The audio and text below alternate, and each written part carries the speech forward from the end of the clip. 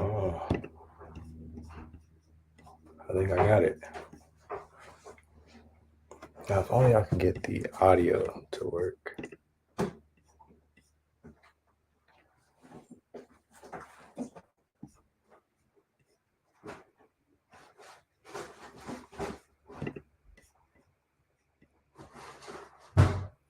feel like it's okay to make a mess, just not to stay a mess. It's okay to make a mess as long as you don't stay a mess.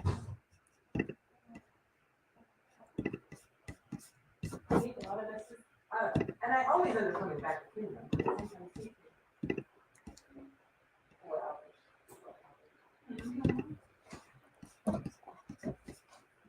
And somehow other people's mess bothers me way more than my own.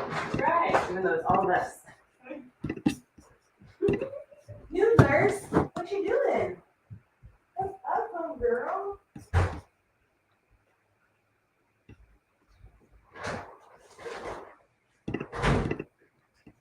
What's up, little girl?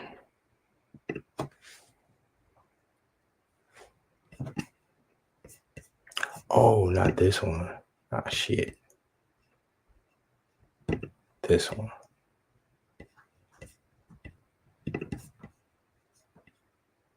Excellent connection. Oh. Okay.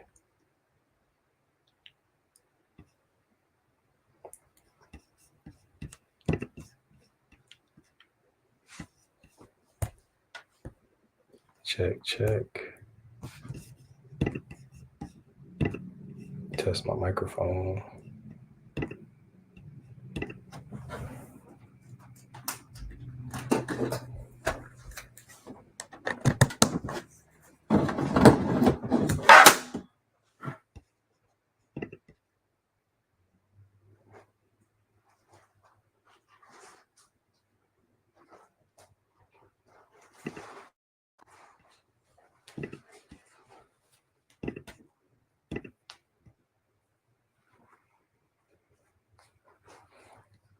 MacBook Pro microphone. Sure.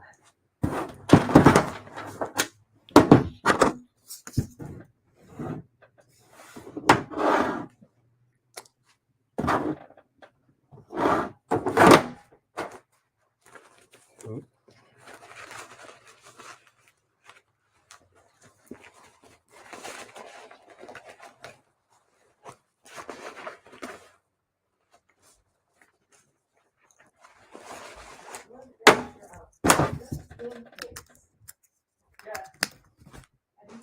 Just in case I don't make it home tonight. Brand that's basically like, gymnast glue for their outfit. And I was so grateful for that because I've been buying it for like $10 or $12. And a bottle and using it like nobody's business. Good. That's how it's supposed to be. Good. That's how it's supposed to be.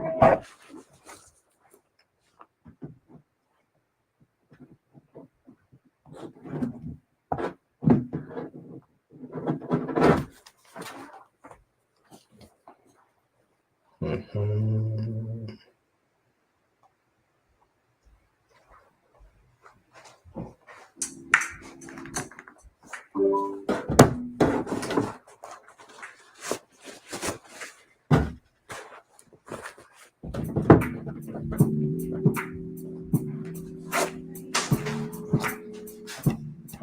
What are you doing on the stairs, ma'am?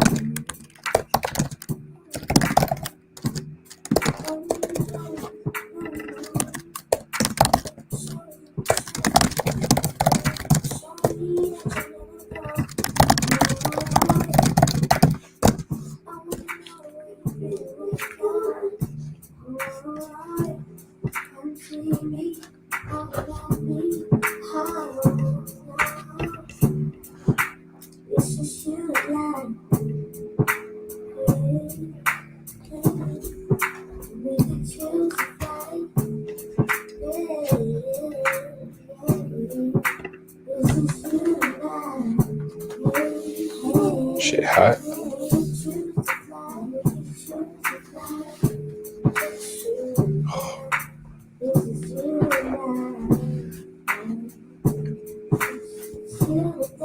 You and I. You and I. Hey, check. We got some comments. Not yet. No sweat.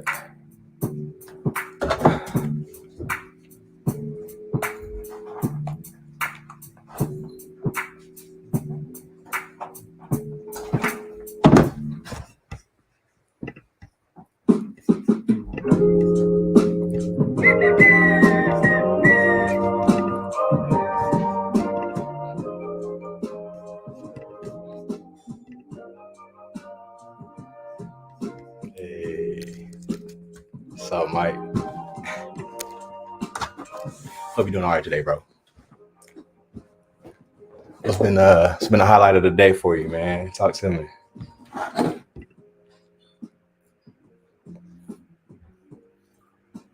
What's been a highlight of your day? Hey. I know on my end,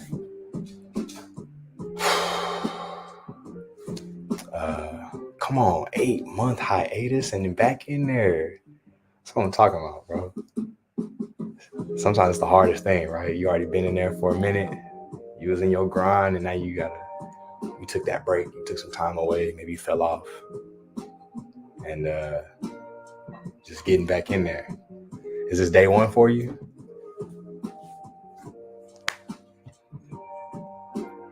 I'm on the same boat, by the way. I just put Olympic rings in the garage and just been easing my way back in, easing it. Day 6, come on, let's go. Started last week. Come on, I needed this inspiration. Yeah, I didn't do it yesterday, and my excuse was, I taught my yoga class or whatever. But to be honest, like, you're right. Just getting back in, got to keep the figure. Come on, and it's good for the mind. Shoot, I can imagine that after you go to the gym, you are a better version of yourself. You know what I'm saying? You might not be as quick to snap on somebody. You got that stress off. But no, man, that's a beautiful thing, bro. Definitely liberating. Yes, sir. Yes, sir. Oh, man. You working on anything at this moment? What you got going on today? By the way, thanks for just tapping in, bro. Having a little tea time.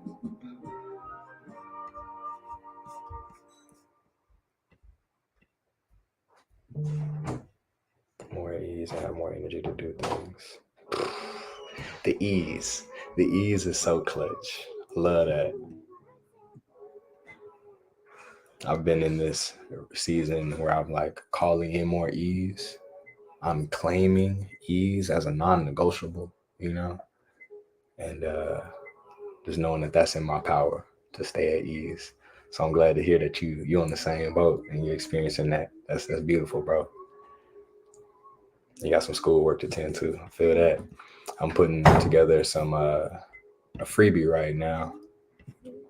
It's like a journaling technique, something my mentor taught me when I was back in college, and this is me just putting it together for our people, for me and mine, and I'm making sure that it's free. I don't want to have to charge people for this.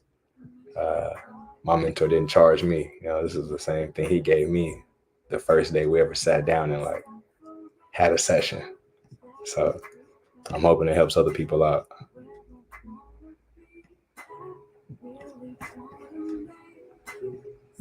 No need to be in chaotic environments, especially if I don't have to be.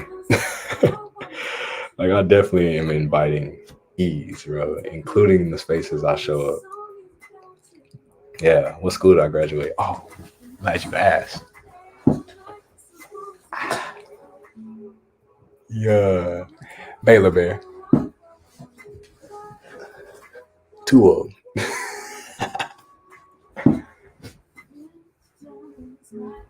Hey, pretty good. Ooh, okay. The glasses. Yeah. Yeah. Are these the friends? Got a few friends in. My boy What's Mike. up, friends? Mike was just in, was chit-chatting it. Hi, Mike. Okay, Mike G. Yeah. We're having just tea time, you know. No agenda, no plan, Just hanging no out. expectation. Just I'm in here doing my thing, he in there doing his thing. Okay. Yeah. Okay. I'm talking about college right now. Yeah. Y'all heading out? Good. I'm getting ready to head out. Okay, baby. You and Mike and the fam have a good day. Mike, take care of my dude. Say hey, missus. Right. Take care of my dude. Y'all have fun chopping it up. And let me know how things go. Oh, I love you. I love you too. You know when you'll be back? Possibly. Maybe 7 I get off, maybe 8 I get off. It depends if someone books my last class. Yeah. Well, have fun, baby. I don't know. Bye, y'all. Love you. Love you too. You said travel safely. She said she's gonna drive recklessly. Oh man, love the missus, man. Wouldn't be the man I am today without her.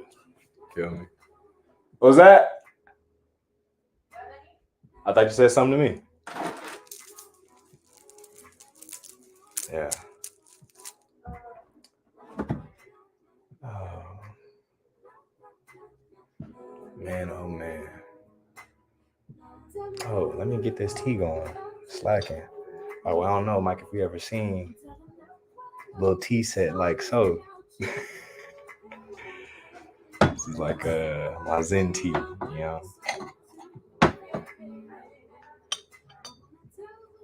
Being genuinely loved by someone. Come on, talk about that, bro. Talk about it.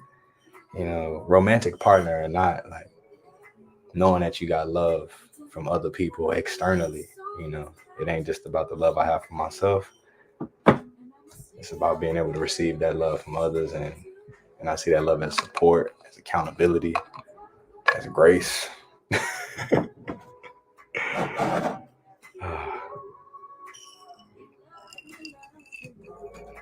I'm spilling boiling hot water on the table. This should be fun.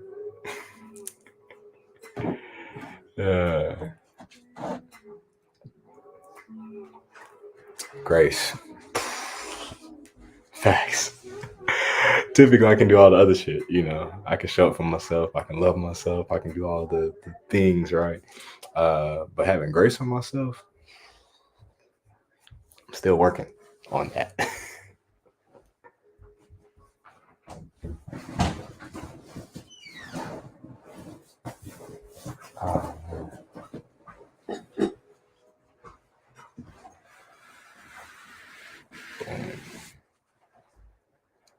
Yeah, what you in school for, Mike?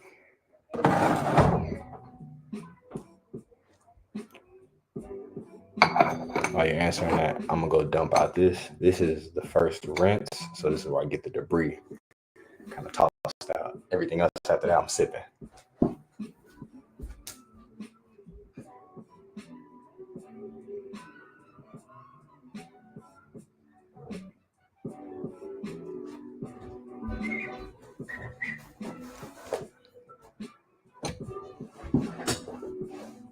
Facts. This prolongs the suffering. Oh man. See, Mike, I'm glad to have time with people like you. You know, it seems like you've been doing the work. And at this point, you know, you're in this phase of like sharing, still growing, and correct me if I'm wrong, you're just looking for other people who are in the same boat. I think that's how we cross paths. Information technology management.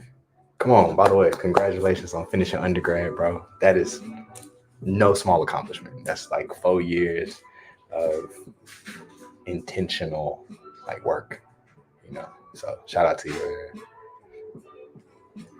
And you made some strides with the inner work. So you've been doing the intellectual, academic work. You've been doing the emotional, mental work. And you in the gym getting that physical work in. My kind of people, Mike. My kind of people.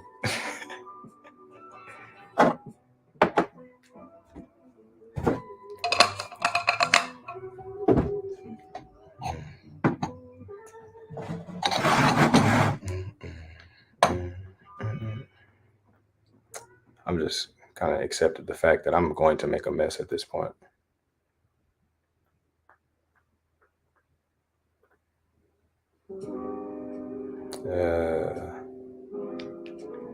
There's a cliche saying, right? Your vibe attracts your tribe. And I thought it was kind of cheesy. I still do. And I'm realizing like there's some legitimacy to the cliches, realizing like, okay, when I start holding myself to a certain standard of living, I no longer really entertain or invest my time and energy into people who are not on the same boat. And I'm just glad to know that because I've decided to live in this authentic way, naturally people like you and we connect, and to hear how you already showing up for yourself mentally, physically, emotionally, spiritually, like it's good to know. Like you say, birds of a feather flock together. Facts. Oh man. Yeah, this is good.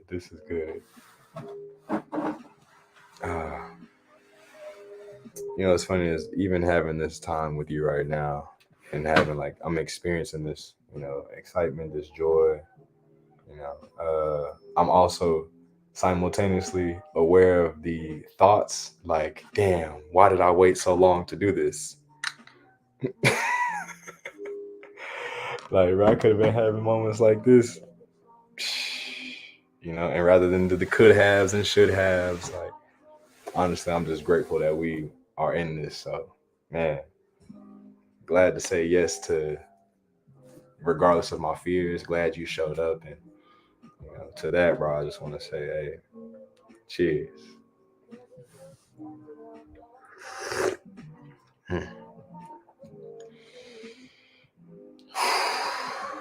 Yeah. What year did I graduate? 2017. Yeah, spring of 17. Sikkim Bears. Did my 4 years. Graduated that like Mother's Day weekend. Bounced out like 3 hours after graduation. And it's been beautiful. It takes as long as it takes, and that's okay.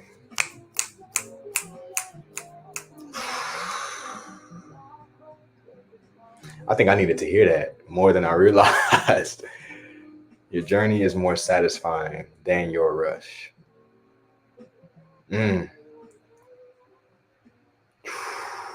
Like just being patient, growing in patience, and not being impatient. I might journal about that one, bro. That's good. That's good. Oh yeah, shout out to the track team, man. They are phenomenal and have been historically. I think Michael Johnson went to Baylor. They named the stadium after him. Yeah, they are a legacy of like legendary people over there. What's the coach name? Damn, I don't even remember the name.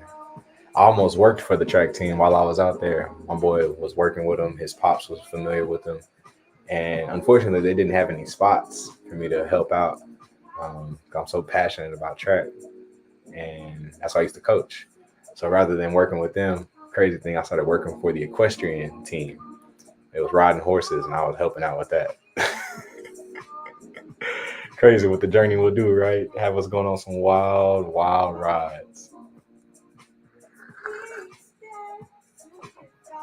Man, hey, to be honest, like, don't get it twisted. Cause I played basketball, I ran track. I love volleyball, coached and played that too. Played football a little bit, growing up in South Texas. And to be honest, like track still is one of the most phenomenal sports in my life because a track athlete is unlike any other athlete when it comes to speed, explosiveness, power. I think, in my opinion, top 3 athletes probably go, and this is not in order, right? Gymnast, swimmers, track athletes. Yeah.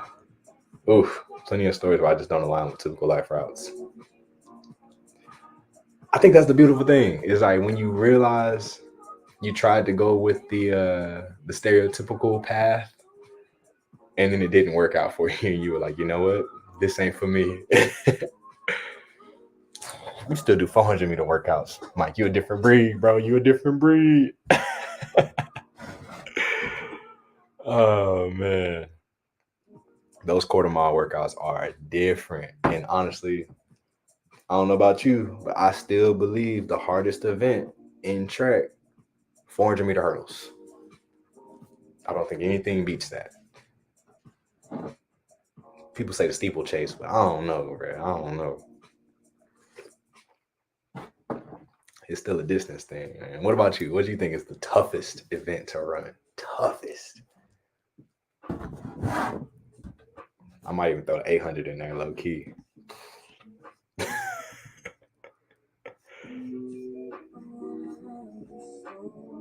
Okay. Amateur bodybuilding competitions. Oh, I've thought about it.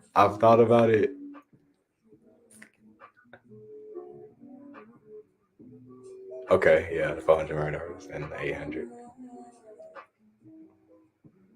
Shout out to you for doing the quarter, because the quarter is up there too. If it wasn't for the 400-meter hurdles, it'd probably be the hardest event.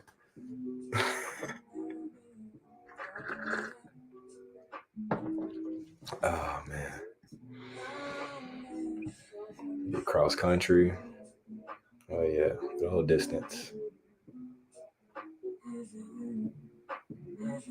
8 and 4 in high school. Okay, that makes sense why you still like the 400 workouts. I was thinking about going to the track. We got a nice one about a mile up the road, and I was like, if I go out to that track, I ain't gonna front. I'm doing agility work. I might do like 60-meter flies, you know, maybe some 200s at like 80%, and that's it. I am not back in them days. I'm not ready to train like I used to. What's up, Shawty?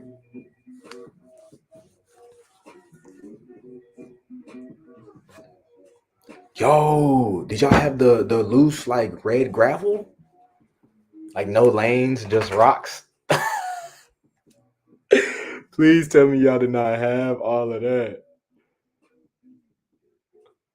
Oh, what? 200 all out? Not doing that. Not at all. But yes. Okay, so we had the same track in middle school, and that's where I started hurdles. And I ain't gonna front, my coaches were like, you're not running hurdles on this track. Take them to the grass, put them on the football lines about 10 yards apart. I think he was making up distances just because he didn't really know he was talking. He was a football coach. He was like, shit, I don't know nothing about hurdles. Here, try this. And yeah, that was when I got introduced to hurdles officially, you know. I loved them, fell in love with them. I was like, oh, this is my thing right here.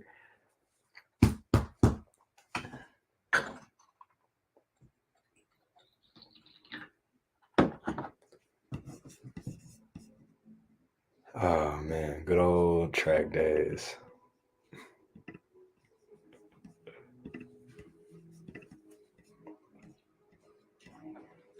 Oh, which hurdle race is my favorite? 110, easily. I did not like doing the other set of hurdles. I don't even want to say it by name at this point. No, the 110 was fun. You know, it was the rhythm. It was that 3-step technique. It was the intensity of what felt like such a long race and could happen what almost felt like a blink of an eye at times. Yeah, man, there's something about those 110s. Getting that first hurdle down, you feel that. I think that first hurdle kind of makes or breaks the rest of the race oftentimes, because if that first one is sharp, you're like, oh, okay, I just got to maintain this right here and just chop. And then if you kind of sloppy on that first hurdle, the rest of the race, in my opinion, was like, okay, getting down to like, can I get sharper? Can I get it cleaner time and time again? In high school, I was about 5'10", running hurdles. Yeah, so it made sense as to why I like the 110s. You know, I was much taller, longer limbs, very slim. Um, you know, so my stride would help out. And to be honest, I didn't have the most speed, especially because I'd go from basketball straight into track, so it was throwing me off. But like, once I got, you know, knocked off the rust from going from basketball to track and got back in my track groove, 110s, I eat them up. Yeah, facts. No room for error. No room for like if your first step is off, might as well call it a race. You know, if you get to the first hurdle in the wrong foot, you trying to go 4-step on the second, ugly. Trying to catch the speed back up. That's what I did like about the long hurdles, like 3 and the 400-meter. You know, depending on what level you were running at, there was still room for you to like, okay, I came up on my other lead leg. Just get over it, you know, get through it, really get through it, and then get your feet back on the ground. Life lessons right there. I approach it the way I don't really want to. It is what it is. I'm gonna go through it, and I'm hopefully just get better on the next one.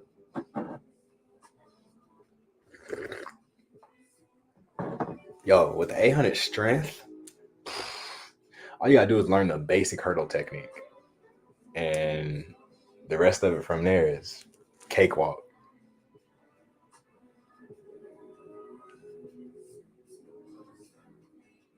Bro landed in a straddle. That's hard. That's hard to hear. Like he just landed, like split the.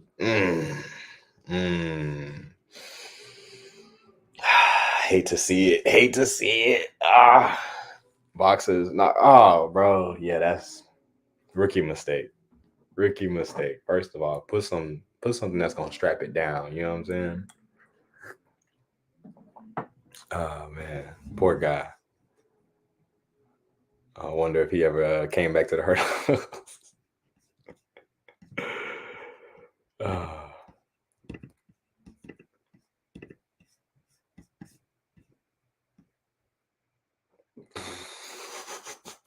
Not the 3-legged race. It's jokes like this that I didn't get to crack as a coach because I was coaching girls. Like I didn't get to have those moments, but this is a good one. This right here is a good one, Mike. That's funny. Yeah, don't get caught running a 3-leg.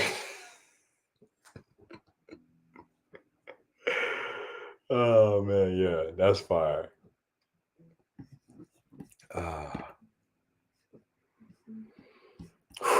Man, oh man.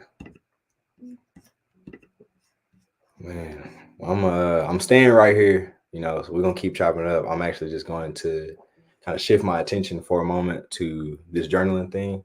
And if anything, bro, if you have or do you journal? Have you been journaling for a while? If so, like what has journaling done for you? Just curious. This really means a lot to me. And I've been doing this thing for 11 years. Come this fall, I believe. This fall will make 11 years of consistent journaling, and it's been such a game changer for me that I'm like, all right, this is my opportunity to showcase the benefits of this. Not only showcase, but teach it to the people who like, you know, who are open to learning.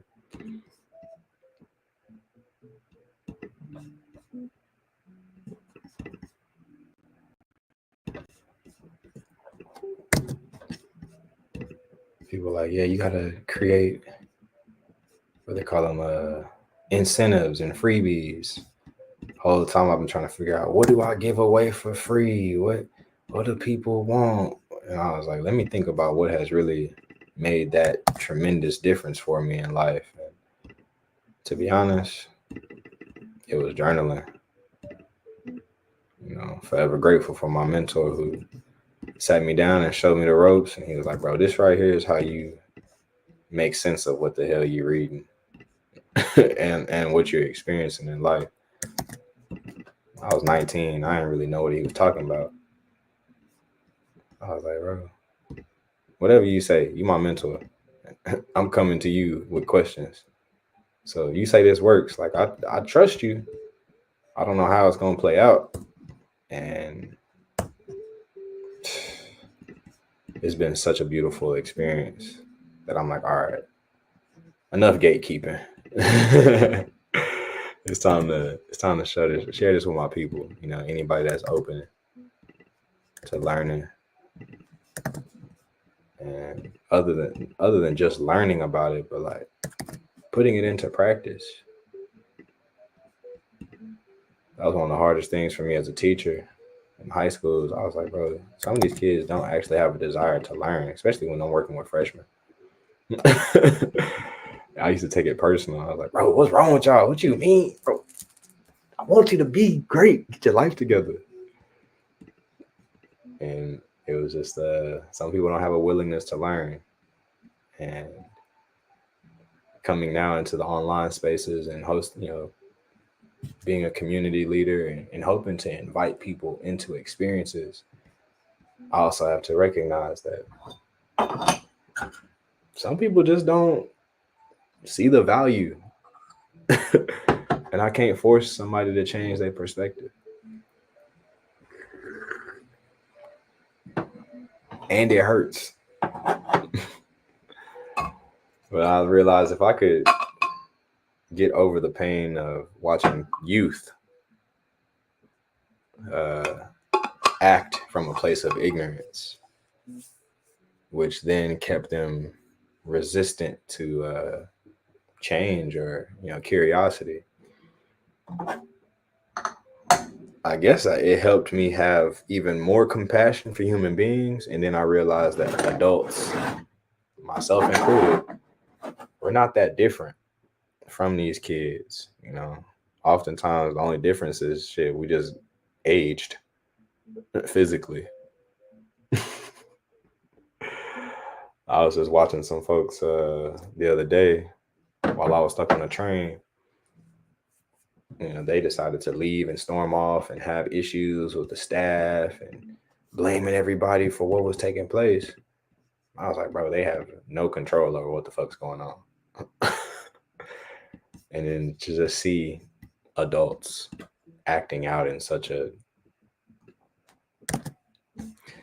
childish way, honestly, throwing temper tantrums, I was like, yeah, this is why I do what I do, So I don't have to see other adults in their 40s, 50s acting like people who are still under the care of their parents and are under the legal age limit to drive.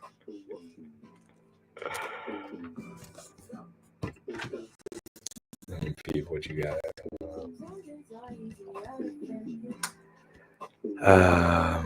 Haven't journaled in years. Yep.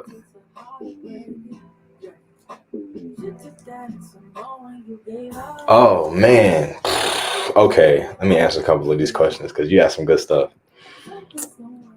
So one, if you haven't journaled, I got you. All right, I'm gonna host something soon for us and just kind of share how journaling has helped me.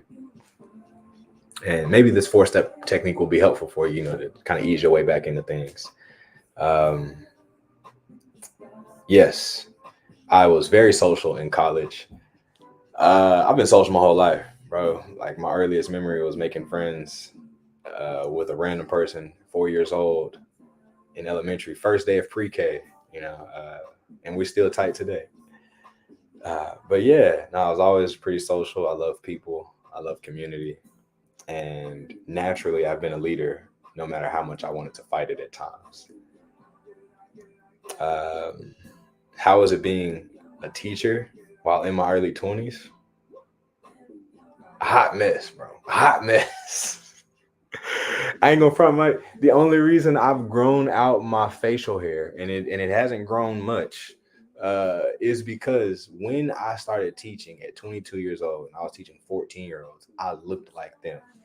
And I prefer a backpack. So when you have a 22-year-old man with a fresh fade, wearing kind of younger street clothes, right, is teaching children, and I look like the children, and I'm athletic, and I'm excited, and it was a hot mess. So it was all honestly a lot of fun because I was able to resonate with the kids, not far in not just age, but in our cultural understanding and experiences of the world. I actually graduated from the same school that I was teaching at, so I knew them. Some of them I actually have known much of their lives, right? They were like my friends, nieces, nephews, little brothers, little sisters, cousins, So it was kind of wild. I was just around family. They definitely treated me like a friend. They definitely saw me as a mentor, as a guide, as a leader, as a coach, but they didn't see me as like this authoritative figure. They were more like, this the OG. That's kind of how they treated me, which was dope because that allowed for me to show up and be authentic with them. I was just like, y'all, I don't have all the answers. I do have some intellect and some insight. Let's see if we can work these things together and find out how to be successful in our mission of educating ourselves, growing our intellect, getting closer, and ultimately getting out of high school. But no, it was a vibe, man. Shout out to the kids. I got kids that are graduating this year. They were my first group of students, freshmen. They're graduating college this next spring. Mind blowing to me, but I'm excited for them.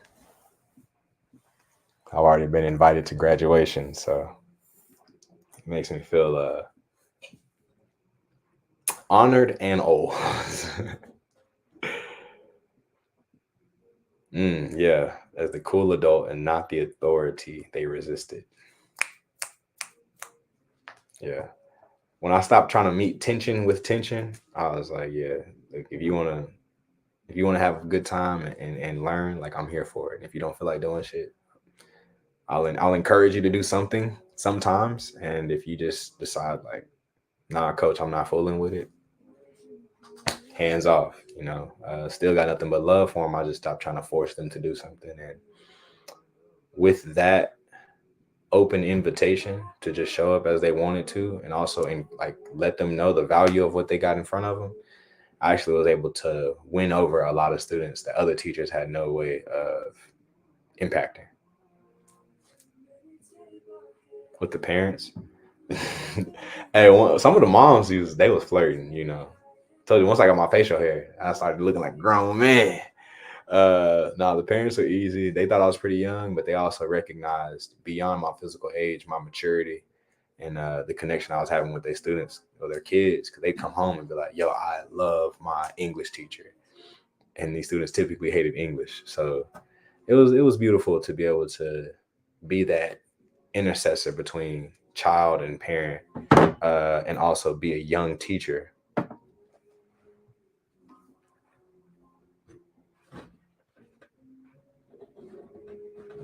Come on. I got friends who have children in college. So I was teaching pretty much your friends' children. And yeah, it's like that's different.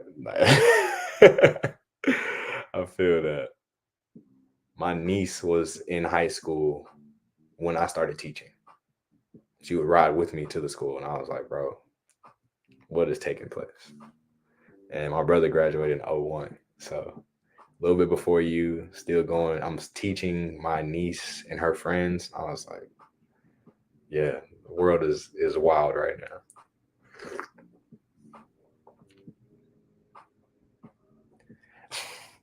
Came from Mike, my biggest what was it? My comment back to them all the time was, if they was misbehaving or students was trying to hit on me, I was like, look, I'm not here to be your parent, but trust and believe, some of y'all, I will happily be your stepdaddy.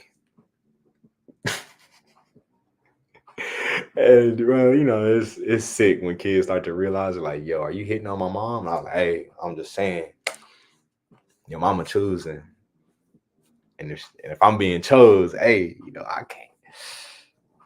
I can't change that. It's outside my control. But no, my time in the school was fun, man. The kids were amazing. Students were fun.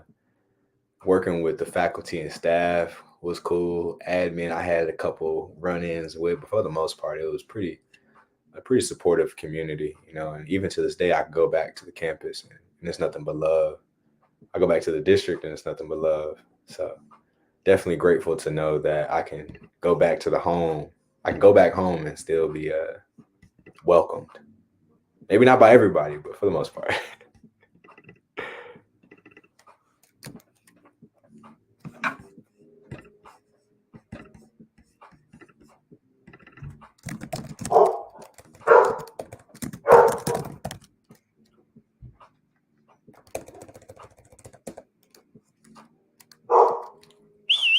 My fault, got dogs barking.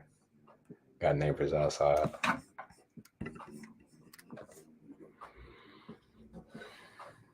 Should have dated a few.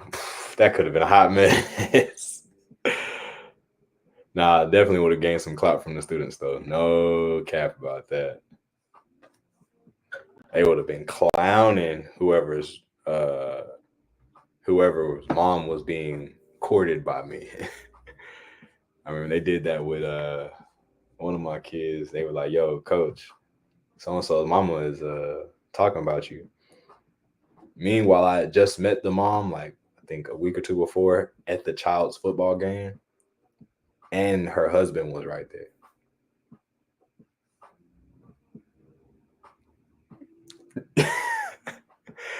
At that moment, that was my first year teaching. I was like, okay, so don't fool with parents, at least not of the kids that I teach.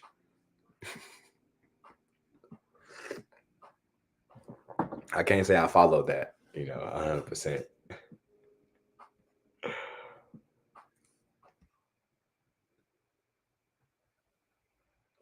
Hey, people gonna shoot their shot. It's 2024.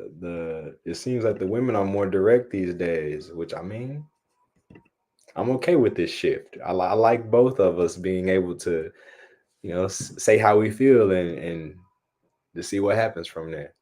So shout out to the ladies who bold, young and old. Okay, see, I thought I had these thoughts, Mike, but Texas is so conservative. I don't know if that family was like that.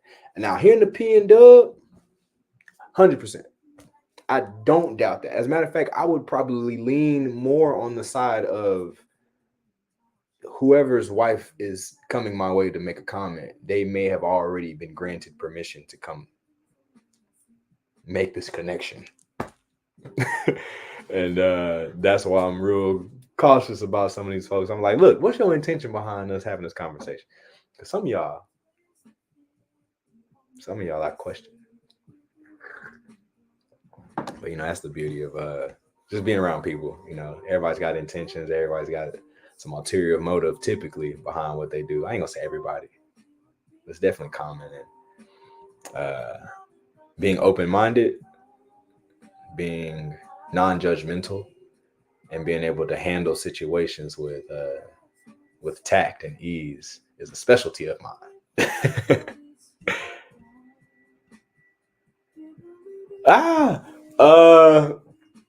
That happened when I was in Portland. I was doing a flow out in like a public park, just capturing some content, and this lady, her husband walked in front, and she walked behind, and I just told him like, "Hey, don't bother, like, don't worry about me. I'm just doing my thing." And she said, excuse me, what'd she say? "Oh no, I'm just enjoying the view," or something like that. And I was in downward facing dog going into the handstand. So when I went back and watched the video and heard the audio, I was like, I gotta watch these people more often. They are sneaking, they shooting a shot on the low in passing, trying to see if I catch it early enough.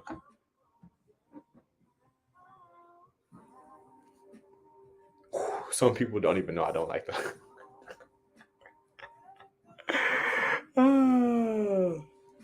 She probably did. She probably did. Oh man. Yeah, being able to still being like let people be in a space without trying to violently remove them, and then still keeping that boundary up for yourself to be like, look, I'm not fooling with you like that, but I'm also not bothered by your presence. I'm just not going to interact with you. It'll be all right.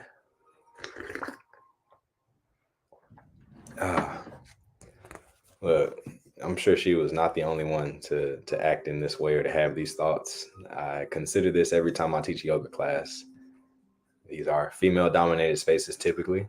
And when I walk in and practice the way I do and teach the way I do and play the certain music that I play, I am aware that occasionally it will evoke a certain type of emotion in some of the people who are in attendance.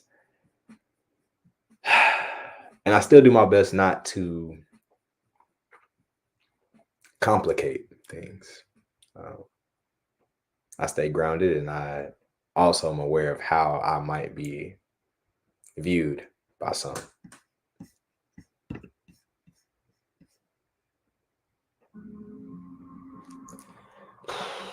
That's facts.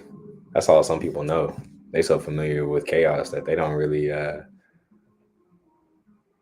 they get overwhelmed by peace. It's so rare to them. Hey, Three-Legged Dog is one of my favorites. Oh man. Okay.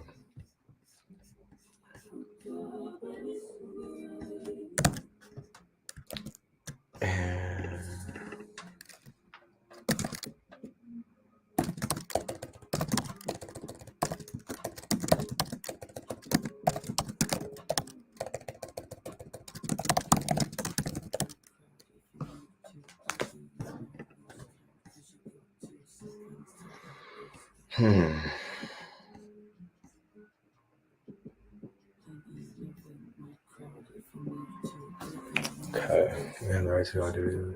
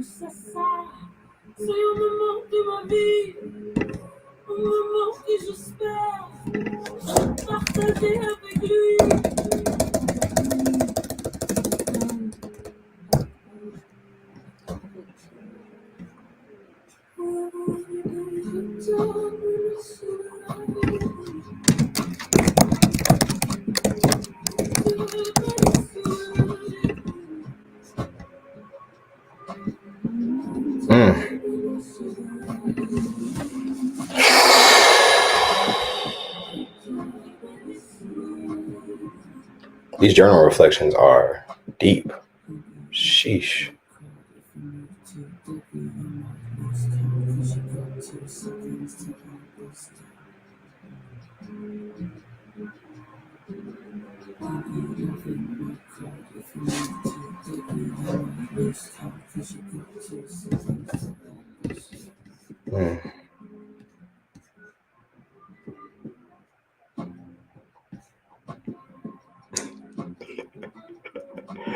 Look, the one thing I don't have anymore are regular boxes in my drawer.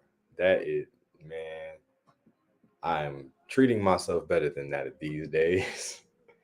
I'm tired of having things right up. I am here to invite ease into my life.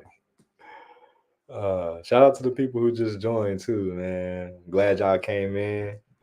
We having tea, like the world's smallest tea set you might have ever seen. Wait, let me see if I can hold everything in one hand.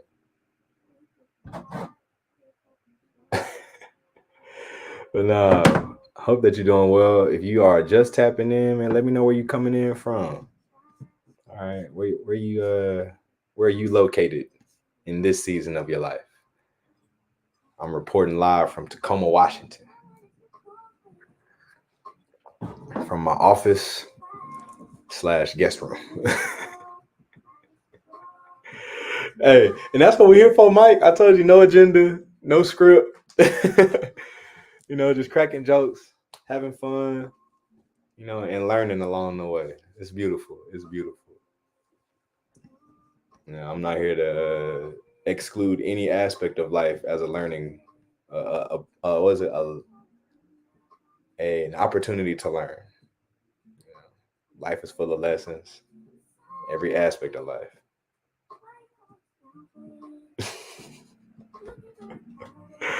I might get y'all a recap.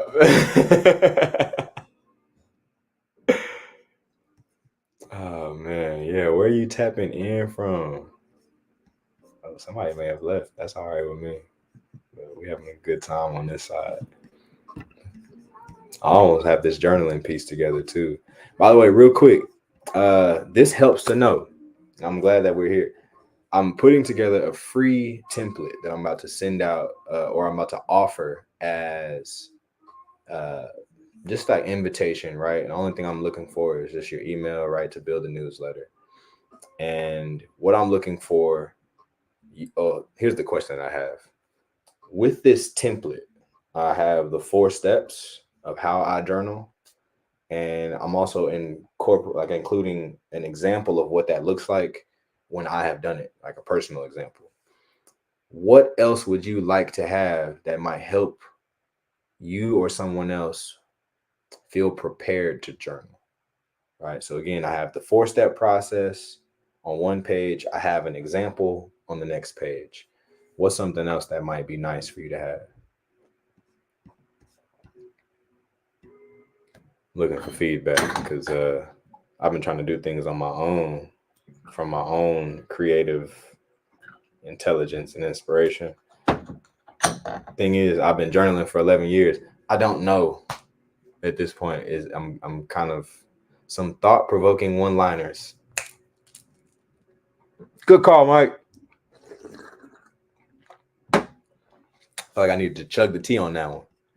Thought-provoking one-liners. I have a list of those somewhere. I think it's in my Google Docs.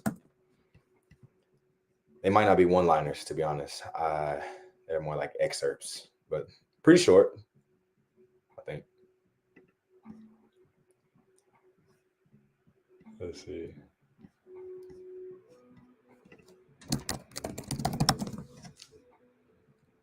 Yeah, thought-provoking one-liners. Reflect on a time when you've realized you were controlling your emotions and not letting them control you. Can we star that? That's good. That's so good. That's so good. That's what I'm working toward becoming the norm. And it's not just negative emotions, right? But I'm even thinking about the ones that are so passionate, so the excitement, the enthusiasm, the joy, and still remaining grounded while also experiencing those feelings, right? I don't want to negate that they're present. I also don't want to get caught up in that feeling and then becoming attached to that feeling. Like, oh, I don't want this joy to ever leave. Like, nah, it's fleeting. It happens. It comes and goes.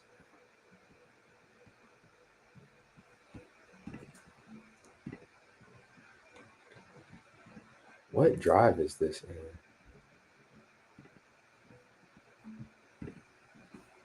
I got like 4 Google accounts.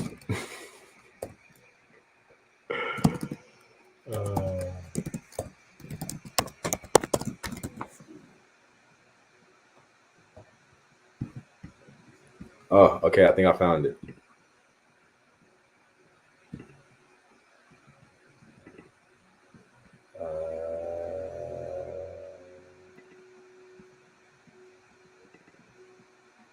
Is this it?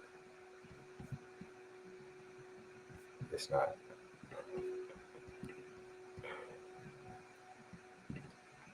I'll find it. Name a childhood experience where you felt misunderstood or unheard. Not the. Might say rank them. He said, see if it's worth it. You know, it might be worth shooting a shot. Huh, Mike?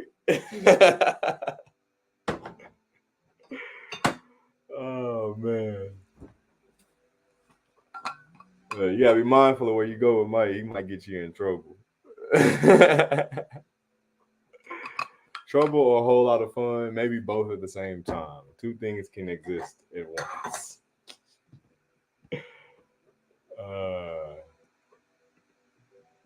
That older lady, man, she wasn't even all that, bro. She was sweet. I'll give her that. She was sweet. Ain't enough these days.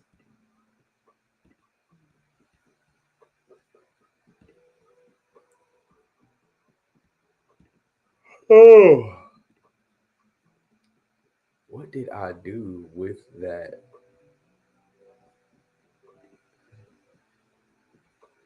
Draw that folder.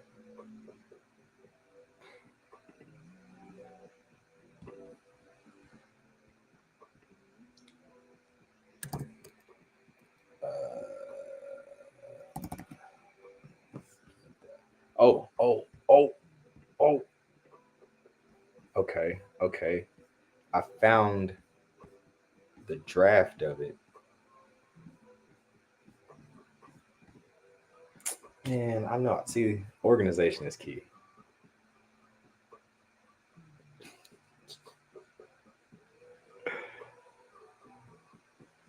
Hey, I'm okay with people looking, as long as they don't come touch with and it be unsolicited. They can also hold their comments to themselves from time to time. I don't want everybody's thoughts infiltrating mine. One of those superpowers that people talk about, like if you could have the ability to read minds, would you? No. I have no desire to read other people's minds. My mind is enough for me to work on. What do I look like trying to understand how somebody else is thinking? It's like 40 to 70,000 thoughts running through their head per day. Keep them. Matter of fact, hold some of them to yourself. Don't share everything, especially if it got something to do with me. I'm nervous at times.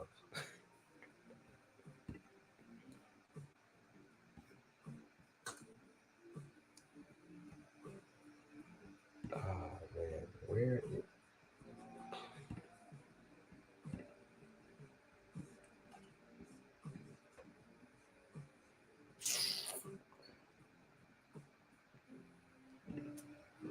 themes and subjects?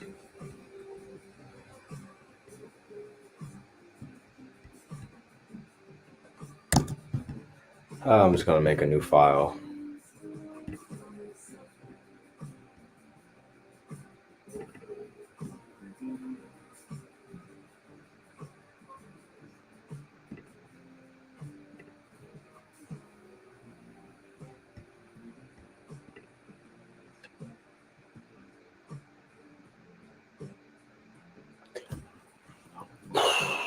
Yo, Mike, that's a good one.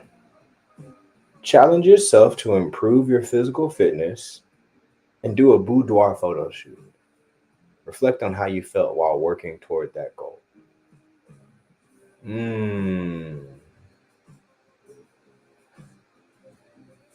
I almost want to challenge people, right? And maybe not. I like invite the challenge to be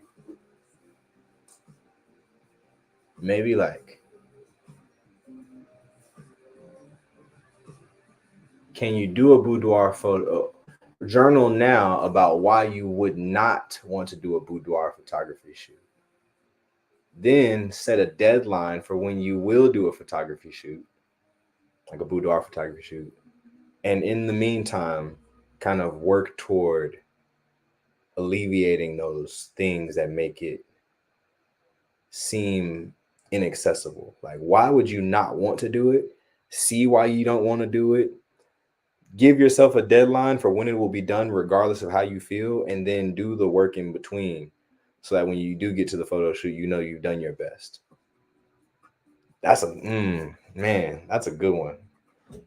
That's sick.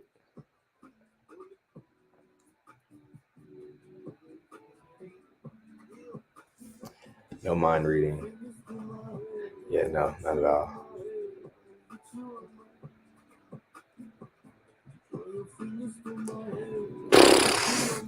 Prove to my kids. My kids don't need look. Oh, first of all, I ain't got no kids yet. But when they get here, look, they ain't gonna have to. I ain't got to prove nothing. I'm gonna tell them, your daddy a player, okay? Your daddy a player. Okay, no, I ain't no player. I'm honestly, yoga has it's like a longevity, like a secret to longevity. My thing is, as long as I continue to like remain consistent with taking care of my body, my mind, I'm gonna look young for forever. I might die at 90 and look 42. That's my aim.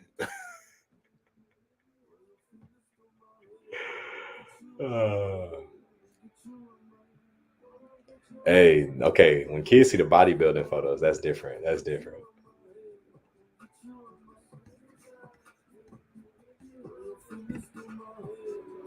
Oh, okay.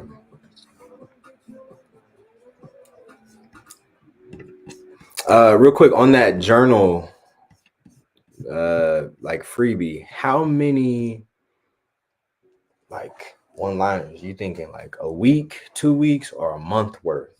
If I do 31 different like one-liners, which I could do. I might do that anyway.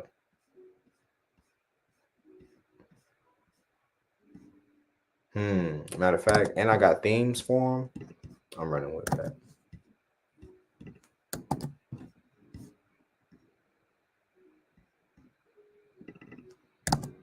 And I'm gonna make it look fly in the handout.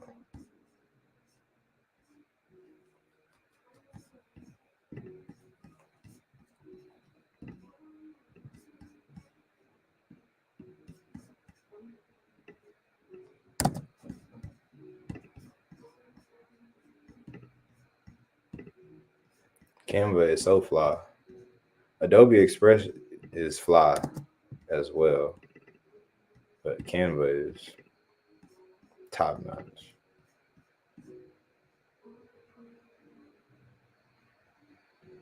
$20. Okay.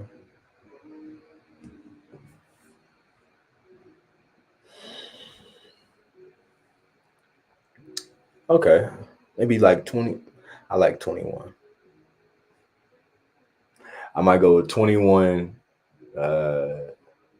of the I call them themes and subjects for this journaling method. That way it's like 3 weeks worth of material if one were to do it every day. 21, 3 weeks worth of setting in. Come on, Alyssa. Come on. See, okay. Alyssa's down with 3 weeks. I may violate intellectual property rights. Ooh, okay. Good, great call, Mike. What I've actually done is I've used some templates and then I use that kind of as inspiration. And then I go back, tweak it, change the fonts, change the colors, and hopefully that's enough to, change things around.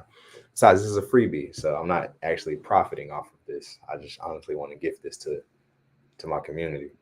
Alyssa, by the way, I am creating I don't know if you were here for that, but I am creating a journaling guide, kind of like a free handbook, just a few pages to kind of explain how the past 11 years of journaling has radically changed my life and actually the process that I've done.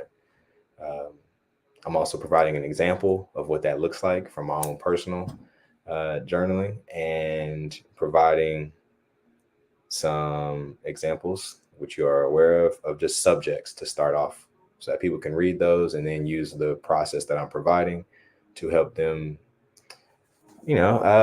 study these subjects, study this text, this literature, these quotes, these stories. And it's cool when there's a life lesson, but I have found that life lessons are even better when the individual knows how to apply it to their own personal life. And that's my aim with this journaling technique, is to help us read different resources, observe it, apply it, and then be able to practice it. So that's my aim, and I'm glad. I appreciate y'all's input, because it's helping me understand a bit more of how I can do this in an effective way. Oh, thank you, Alyssa. Don't mind me growling. I was steeping tea, but I got distracted, and I've been steeping the same tea for much longer than typically recommended. So we'll see what the flavor is like. I'm sure it'll be quite strong, and I'm okay with that.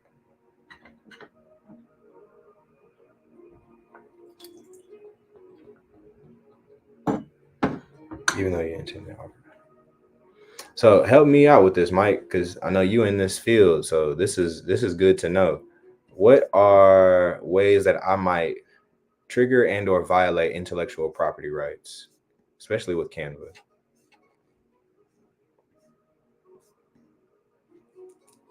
See, and Mike, you in information technology management, so you know this. Like, you are a master at this. I'm thankful. I'm thankful for you.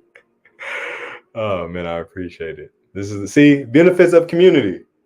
You just find out that other people in your circle got skills that you never even knew about, and I'm like, whew, glad you're here.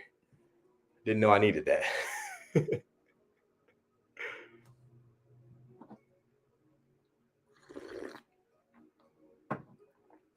Oh man.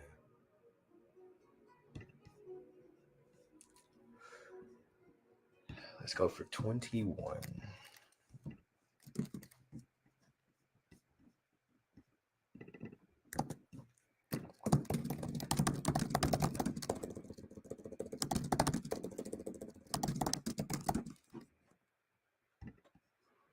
By the way, how do you all feel about AI? Things like ChatGPT, generative AI specifically. I have my own personal opinions, but I'm always open to hearing what are your thoughts on it, and how are you using it, if you're using it at all.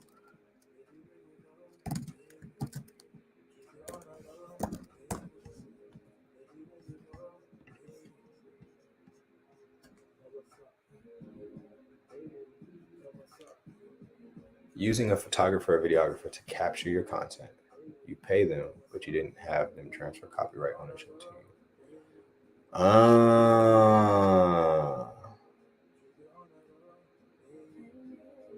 So is it best to have this in writing?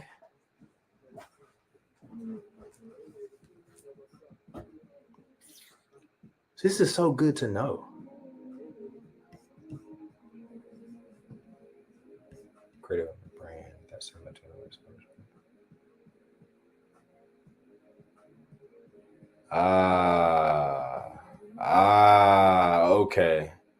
okay. Some standard agreements in your arsenal. I'm in this season of my life. Maybe y'all resonate with this too, where instead of asking how to do things, I've started to ask who can do things. I am tired of working hard. Like, it sounds wild. It's so contradictory to the hustle and grind culture. But I don't believe I have to work so hard to get things. As a matter of fact, I know I don't. I have had things come to me with so much ease, and it was because somebody else knew how to do things. Which brings me back to AI. Like, why would I need to learn how to do all these things if I can ask who can do these things, including there might be technology already developed by somebody or some team of people that can make my life easier. Copyright transfer agreement, intellectual help craft agreement templates. I appreciate this, Mike. You looking out for me, man. That's love. Ooh, Alyssa, yes, come on. asking questions to help me understand my own thought process. Like I got thoughts, I'm brain dumping with the keyboard. Can you give me an outline of what I'm trying to get across? That's so beautiful. Yeah, I feel that. I think it's so ideal for creatives too, who have a lot of ideas and excitement and enthusiasm, and our mind is just scattered across the ether of like all the things we want to do and say. And finally getting AI to be like, hey, based on all the stuff you just gave me, all this input, I think this is what you're trying to get across, right? And you're like, ah, yes, thank you.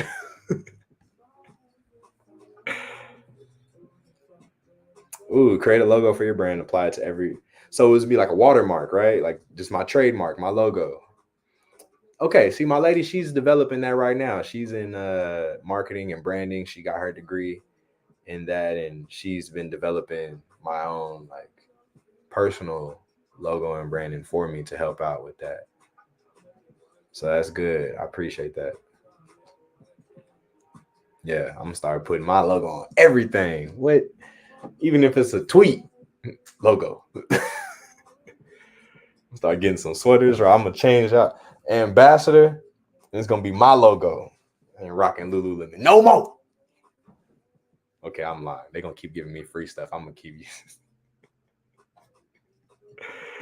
Yeah. And they give me so free. Like, look at the bottle. I don't even know if the camera will focus in on that. Okay, yeah, Lululemon. The shirt, we peeped that. This backpack. So I see the importance of trademarking everything. Like there's never any confusion about what I'm wearing. They let it be known. This pair of shorts. Yep. And it's so simple.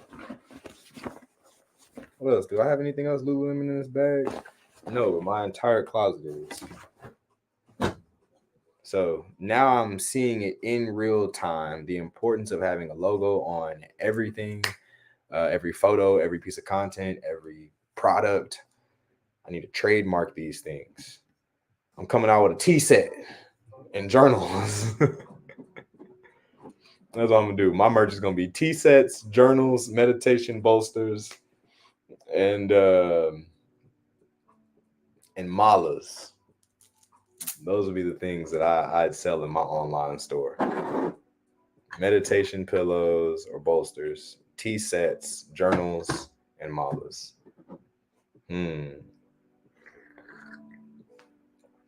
Mindfulness materials. Like we're gonna feed into capitalism. We're gonna do it in a way that at least serves us.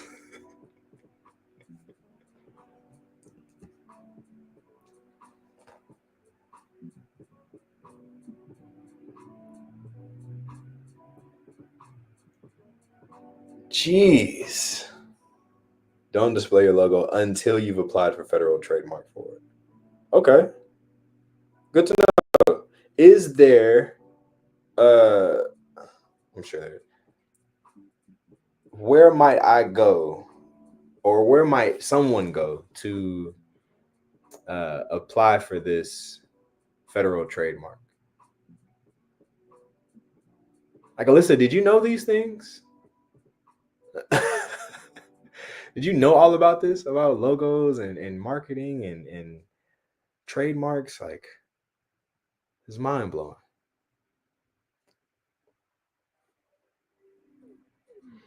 Every post you create on social media should be on your own website. I was just talking last night, talking to my partner and our good friend who's in town about this street racer here in the Seattle area, known as like the Hellcat driver or something like that. I don't know. But for months, maybe a year now, they have been just disturbing the peace in the Seattle proper area. They have his Hellcat, real souped up, super loud, and they have been posting these things on Instagram and TikTok, gaining a lot of popularity. I'm sure they've been, monetizing off of it as well, while also really just pissing people off. And what happened from there is this individual finally, right after multiple reports, multiple tickets, but never really having any consequences that were at least like making real impact. I just read that they've gone to court. They've also been banned from Instagram and something else. And I can think like, wow, just in a blink of an eye, this entire just page and account and all this work that you've done and all this energy and time you've invested can literally be taken away because you don't have ownership of that account. You are using Instagram's platform. And I'm excited that you're saying this, Mike, because this is good for me and Alyssa and anybody else that we might know. The importance of ownership, the importance of like knowing how the rules work.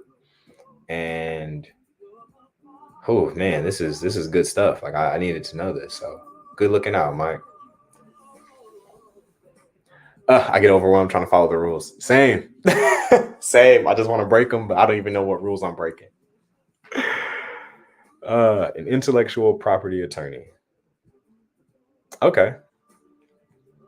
For each class. So there are different tiers. Is that what you mean by class?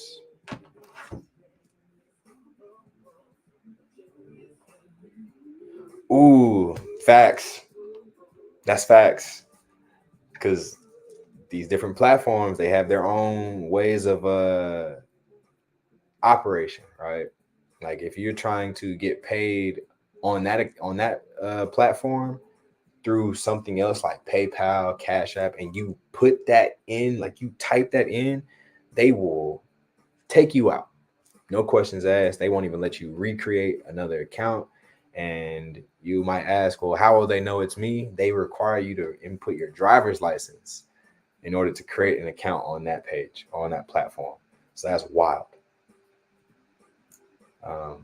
Trademark class, body wash and chocolate. Okay, good to know. So different products have different classes. And if I wanted to have meditation bolsters, malas, tea sets, and journals, they might be in different classes. Is this correct?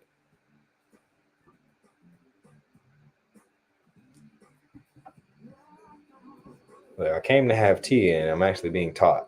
Come on. Love this. Okay, yes. Okay, so we get that. Cool. Whew. So 15, probably another like 2. So looking at about 35. And honestly, that's an investment I believe is worth it. Maybe not immediately, but definitely something worth it. So an intellectual property attorney, once I get the logo and everything finalized, or maybe even now, kind of getting someone in my pocket now, I can always reach out to.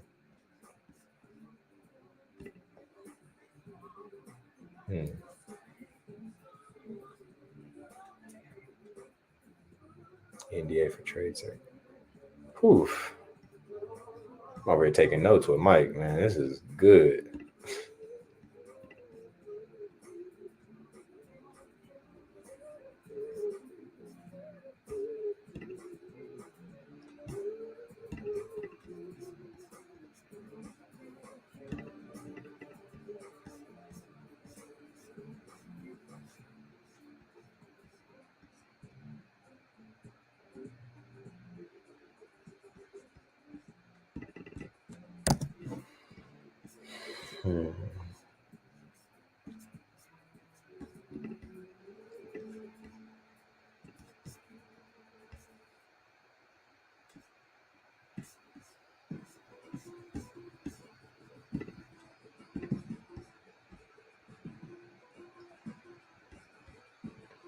Also, don't mind, I got a little sidetracked and I came back to the journaling document.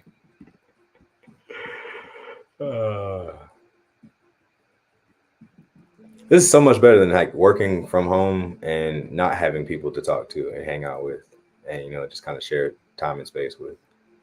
And y'all might not even be working anymore, and you may be, but like just to know that y'all are here and we're here together, like such a vibe. No agenda, no plan, just I don't even know if y'all can still hear the music, but I'm just glad that y'all are here. So appreciate this.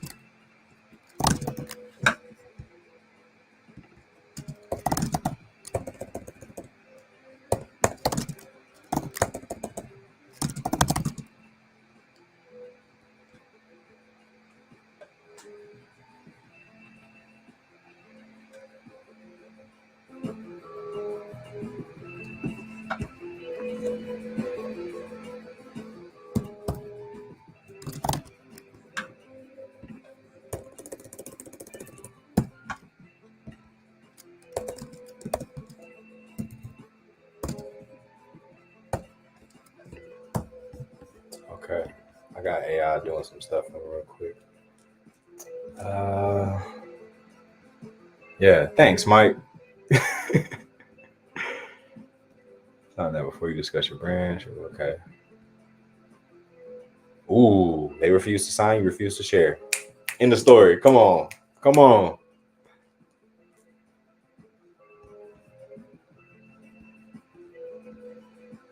That's a whole baby, bruh.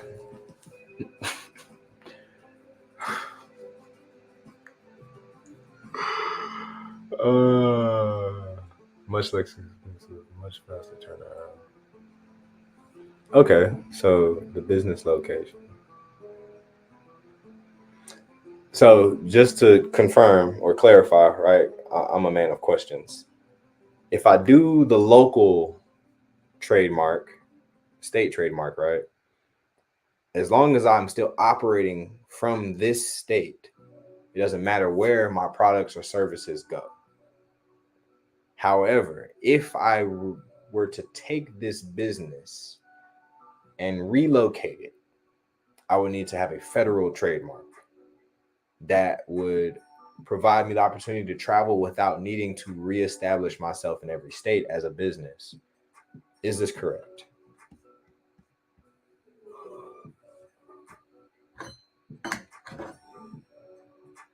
It's ironic because the song playing, the voice of 50 Cent said,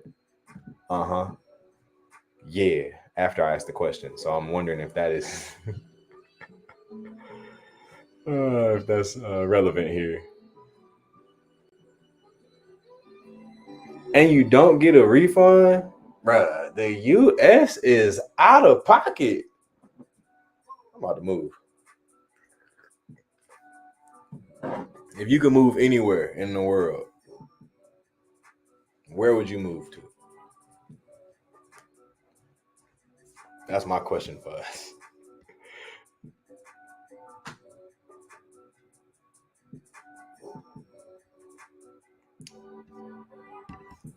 I got a few things I need to start here from my. Put these off into the side.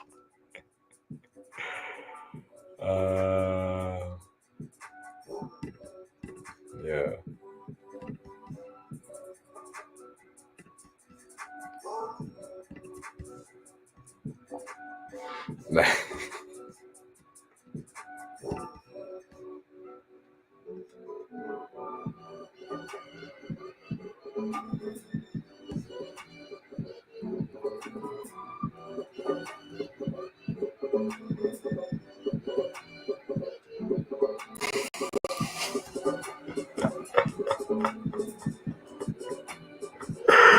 Look.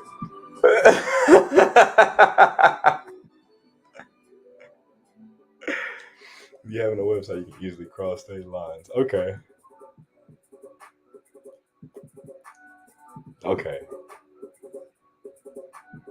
So get a website, post all my content on the website, put my logo on the content on the website, and apply for the federal trademark. So that way it doesn't matter where I go, I can work through the website, have ownership of all my content, prove ownership of it with the trademark and website domain, and then be at ease, right?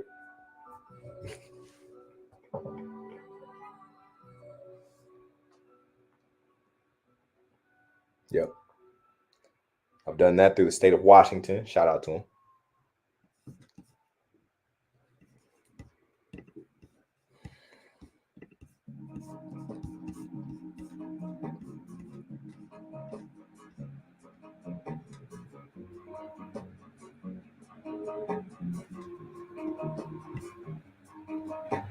I want to get so close to you.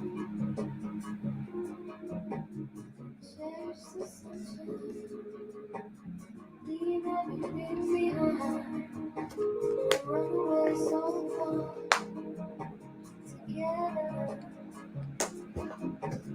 Like in those eyes. Please don't lose your light. Shine your light. This world was made for you. So do what you have to do. I wanna see you shine your light. Yeah, this world was made for you. So do what you have to do. Good looking out.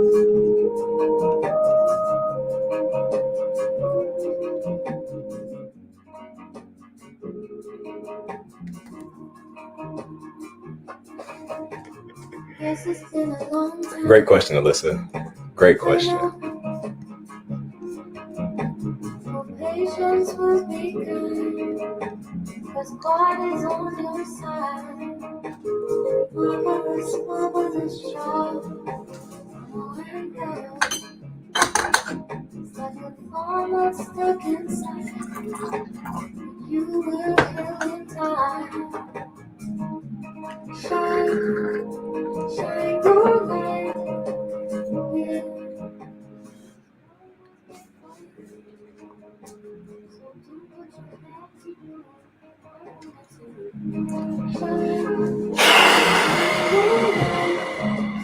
Yeah, this world was made for you.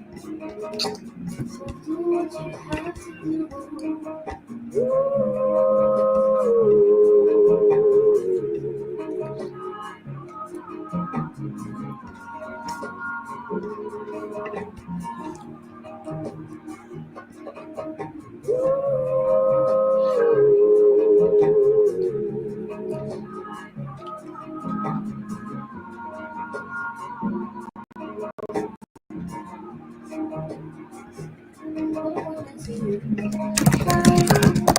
shine your light. Yeah, the world was made for you. So do what you have to do.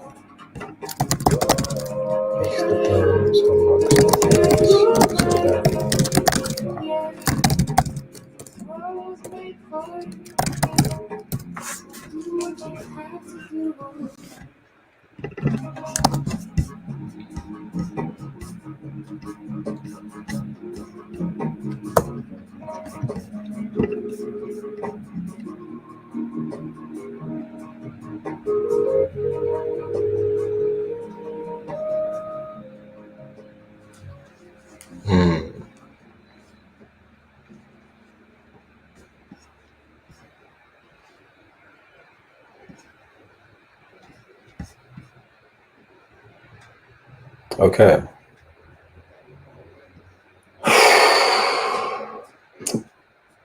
Now, Mike, I have a question. If a brand or company, right, has multiple logos,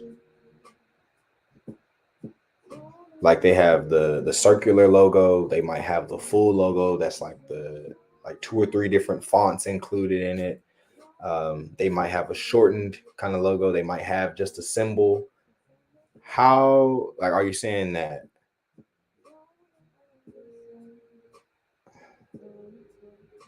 Like, I guess, is there a separate application process for each logo and each variation of that logo?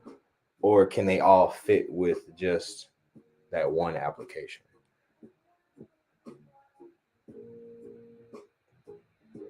Yep. Okay.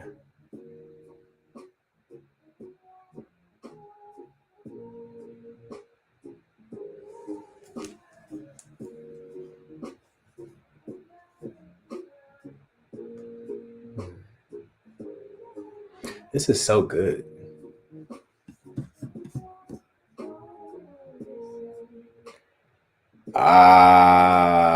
Okay.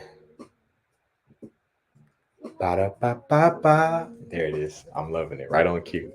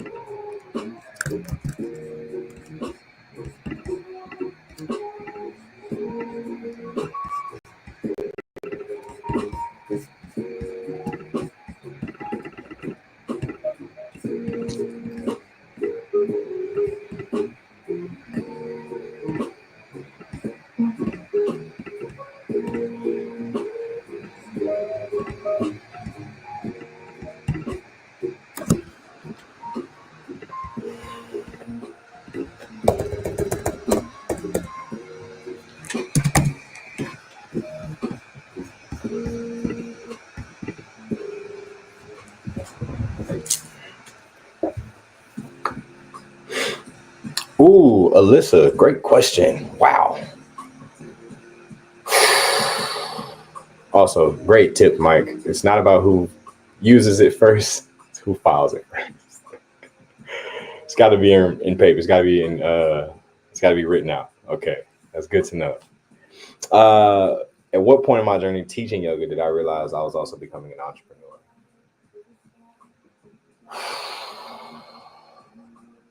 There are various moments along this journey, but I think being in yoga teacher training really revealed that to me and made it apparent that this was going to be necessary for me. Because my intention going into yoga teacher training was to be able to share this with the world, and then realizing that you're not going to make enough of an impact, nor are you going to make enough financially staying in studios. I understood that it was going to take having my own studio, my own business, my own personal brand in order to really take this to the world. And I will be honest, it has been such a learning experience because I went from being I was in high school education, and I was at the same high school that I graduated from, and I did this right after college. So I didn't have much business background. Didn't have a lot of understanding of what entrepreneurship looked like. I just graduated college, signed a contract, had a salary, and just kind of did that thing for a few years. And at some point, I started to look at my salary and was like, I know I'm not making enough based on what I want to do in my life. I also don't feel like I don't feel like this amount of money is a reflection of my skill, effort, time, and energy.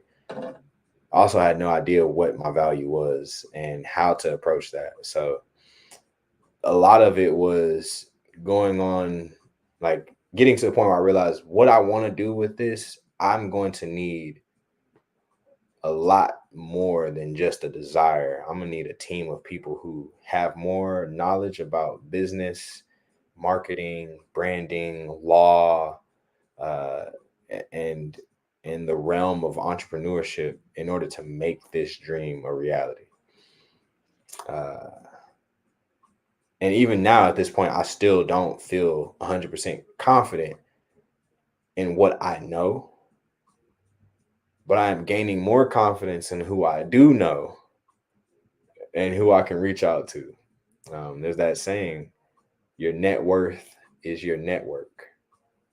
And because I'm able to know, like, I have great people in my life who are willing to share, who are willing to teach, and who are willing to help out. Prime example here, Mike just being willing to share this information is so monumental for me. And I really am just grateful for it. But that's kind of the answer to that.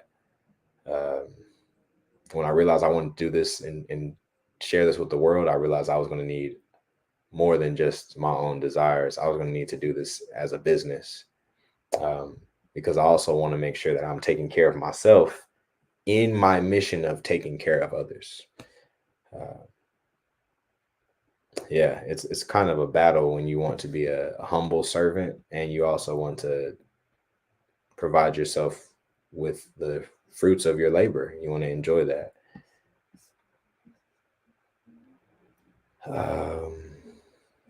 Burger King, the family restaurant.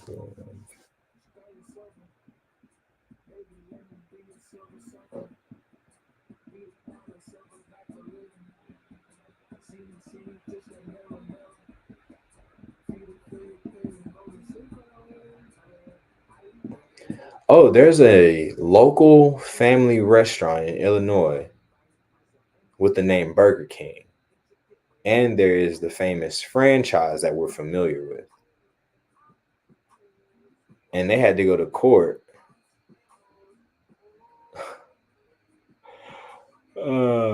only to say, like, hey, Burger King, y'all can still have it. This Illinois spot can still have it.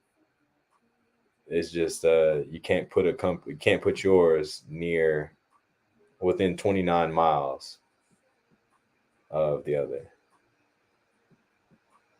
And then the story was sensational. Wow. This is mind blowing.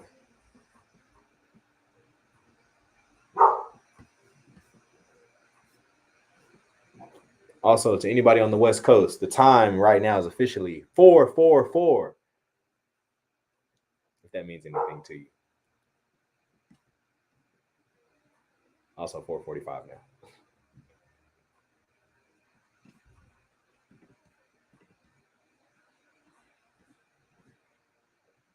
Shout out to the UPS man out here delivering packages.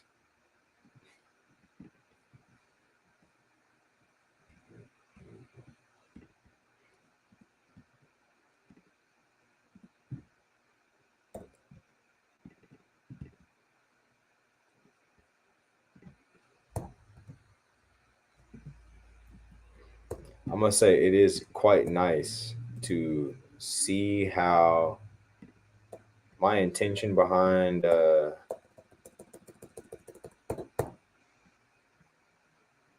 like having the sanctuary is for me to hold a space for other space holders to be able to utilize this space. That's to like teach one another helpful information.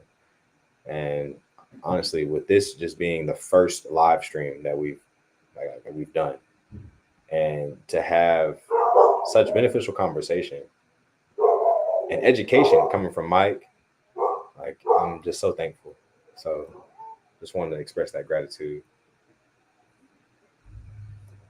Dove chocolate and Dove body wash. Ooh, good one.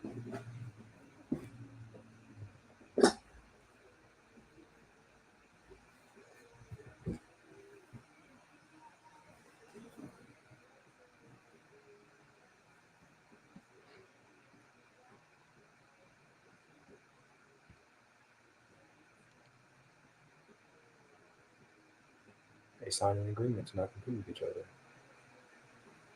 That's beautiful.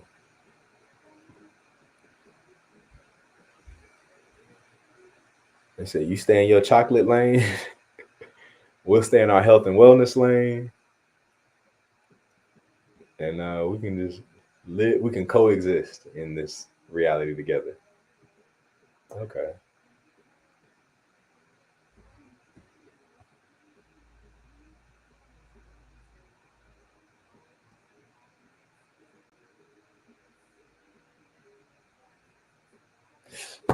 Ugh, Alyssa.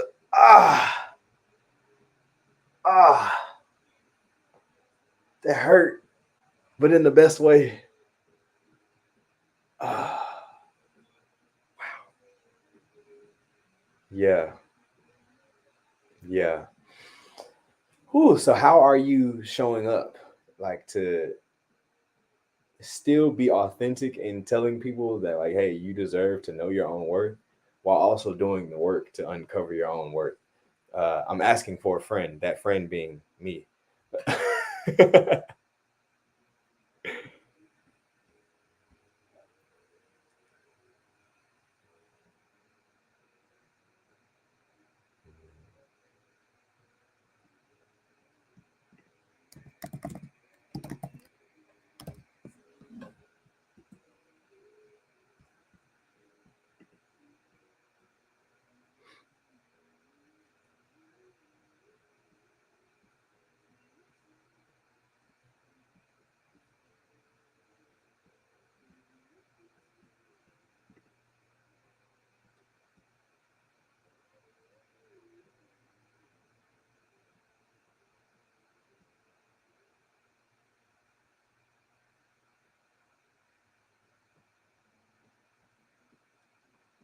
Jeez.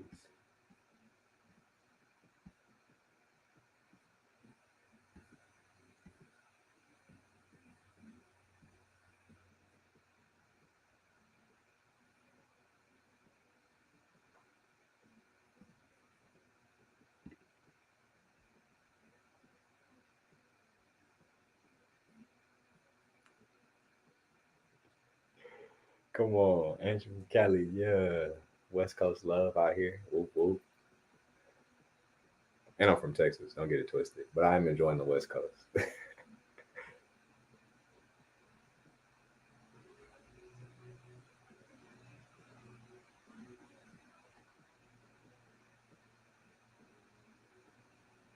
She did not get a refund. The luxury brand shut her down. Whew. Wow. Okay.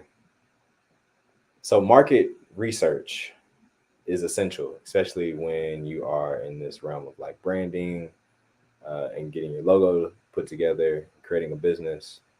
so that you are aware of who out there is competing within your industry and your niche, while also being aware of who outside your niche and industry does share the same name, uh, name, slogan, logo, design, just knowing the similarities.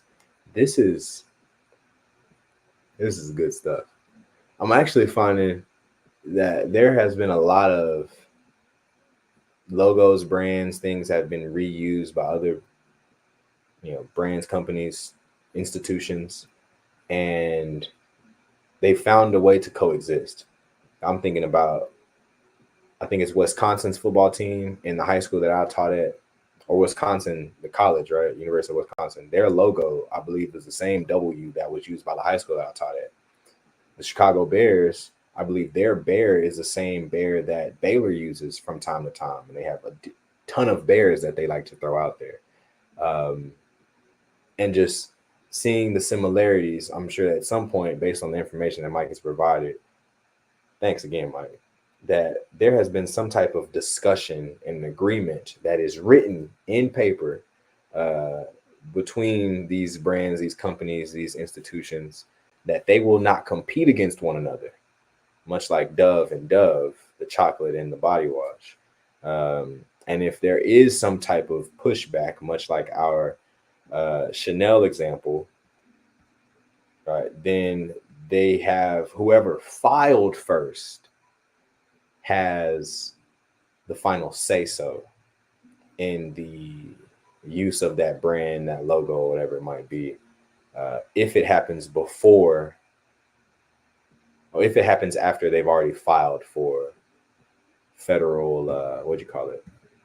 Federal trademark. There we go.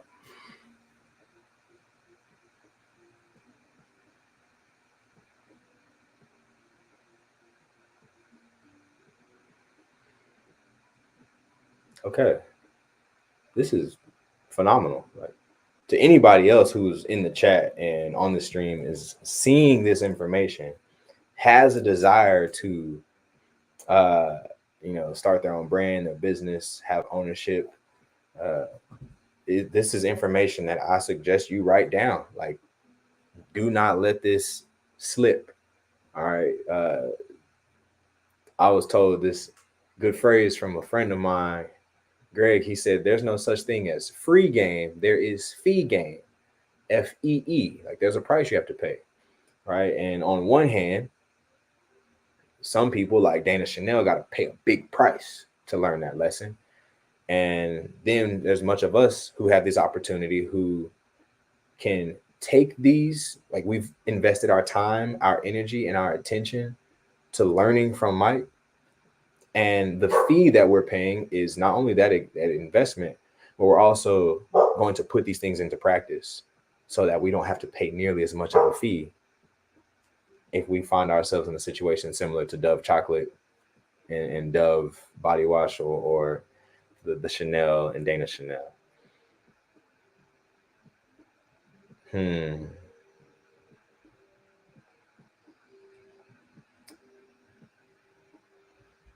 Wow. Oof. Okay. Now I'm reading this and I don't know how y'all feel about this. I'm in this mindset that if I were to share my vision before I have really made my vision tangible, I've solidified it for myself, as long as it's still abstract, I am leaving myself vulnerable to being robbed, right? That is to say, someone else could take my vision and recreate it. And although it may not be the same, as a matter of fact, it won't be the same because it's my vision. If they were to file, if they were to do this thing, if they were to take action before I do in the physical realm, putting things on paper and getting agreements and all that, all the signatures signed, then I may have sacrificed that vision for the sake of whatever I may have gotten by sharing that vision, right? Maybe it was a chance to feel like I was fitting in with a team of people.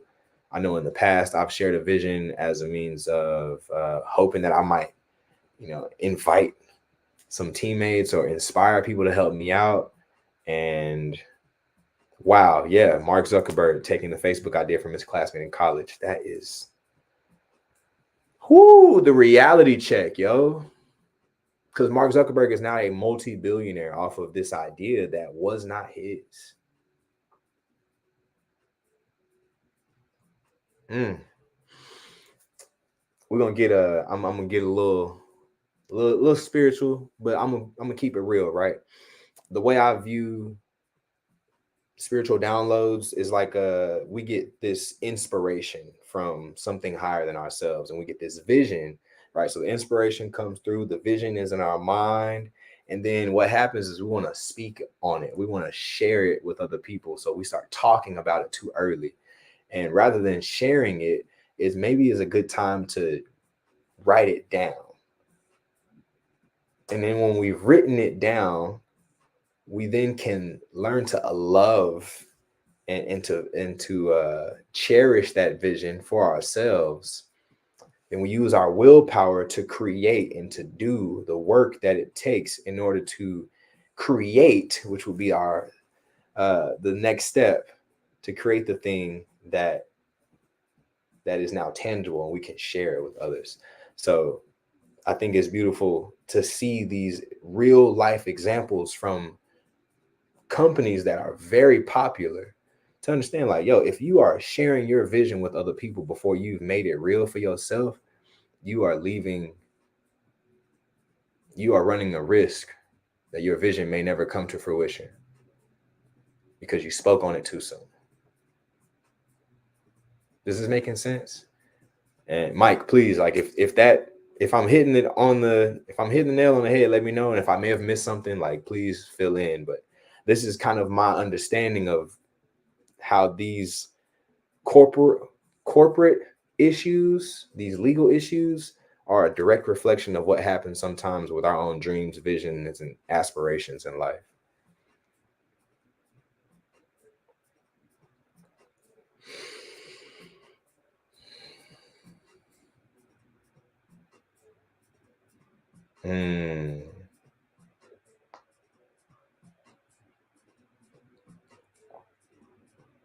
Batman and Iron Man, just a rich, intelligent individual who said, I'm going to be a vigilante, save the world.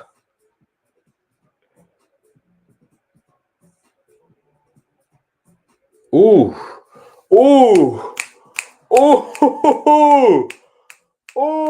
talk about it.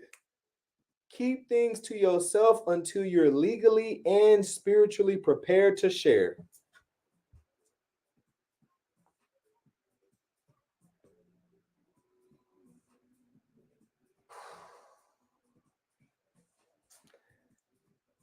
That was like the truth I did not want to hear today and needed to hear.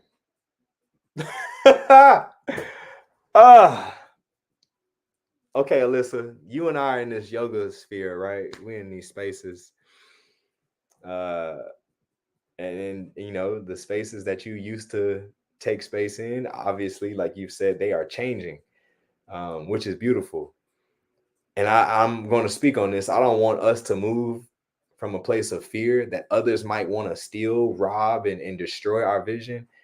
I do want to move forward with the knowing of the potential reality that is, if we go into some of these spaces and we are not legally and spiritually prepared to share our vision, that it is possible somebody in that room might do it to us, or they might share this information with somebody else, and then that person will run with our vision.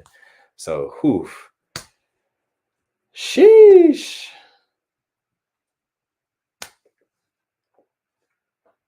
Okay, good call, Mike.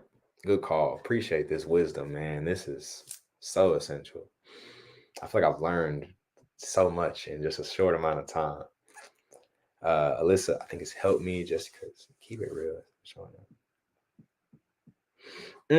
Yeah, this is a good point, Alyssa.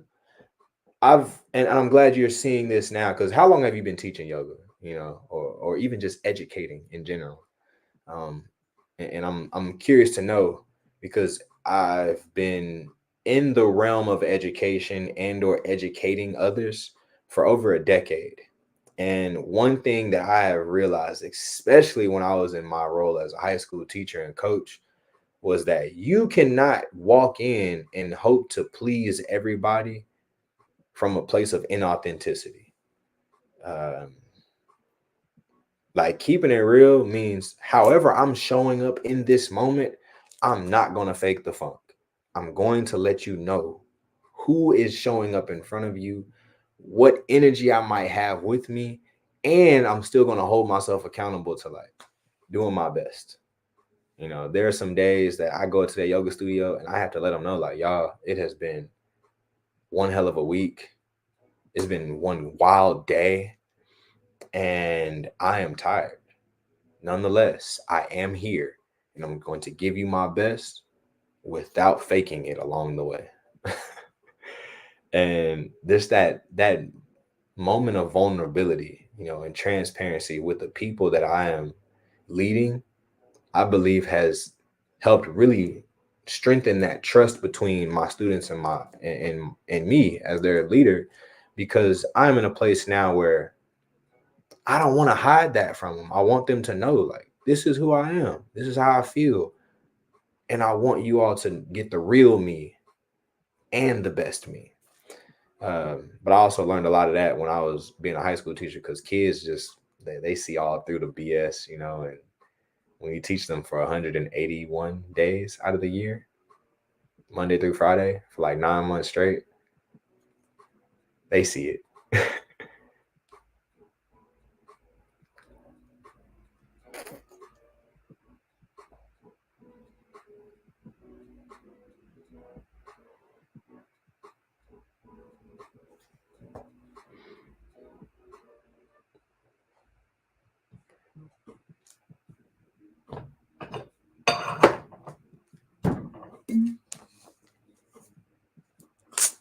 Oh.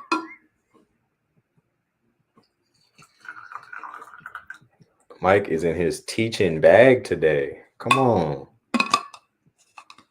Mike, there might come a day, man, where, you know, if you're open to it, might have you hop on and teach a master class.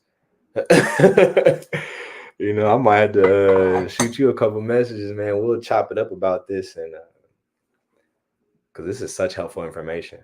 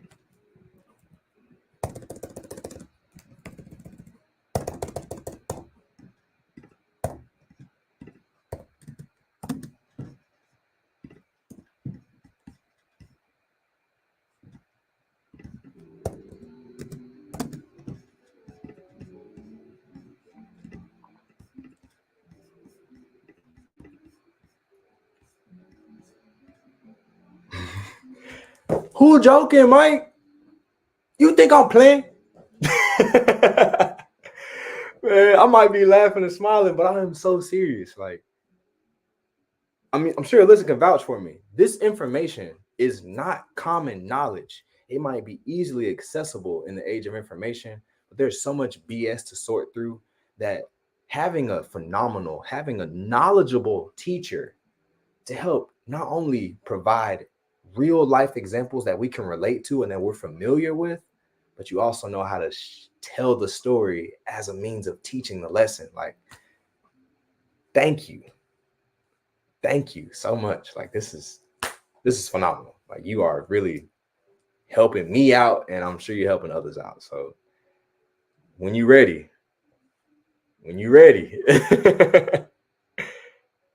I learned by consulting with business and intellectual property attorneys the importance of mentorship and community. Like, I would not be the man I am today had it not been for my mentors who are masters in their field and who were willing to share that with me. Okay.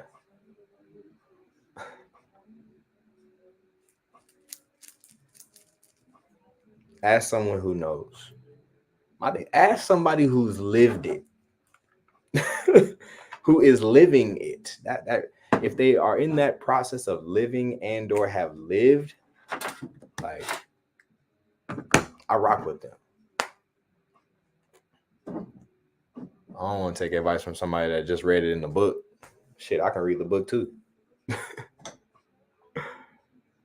But if you got the experiential wisdom, that'll be a term that you will hear me mention probably until the day I pass. Experiential wisdom. That alone is, you can't put a price tag on that, you know. Experiencing is a great teacher. Yes. Learning from the experiences of others is even better, because then I don't have to learn the hard way. You know, I'm like, wow, that didn't work out for you? You say it didn't work out. Why? Thanks for letting me know that. I'll be sure to avoid that when I do come across it. Or at least I can be aware of how to maybe go about that when I do find myself in that situation.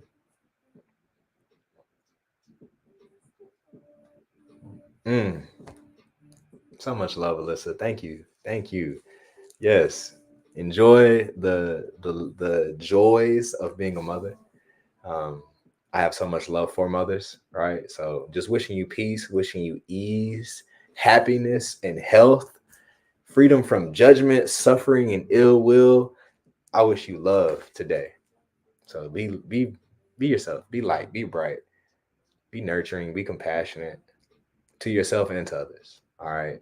I'm excited that this is like the first tea time, and there's so much more to come. So love you, Alyssa. Take care of yourself. We're gonna talk soon. We're gonna reconnect very soon.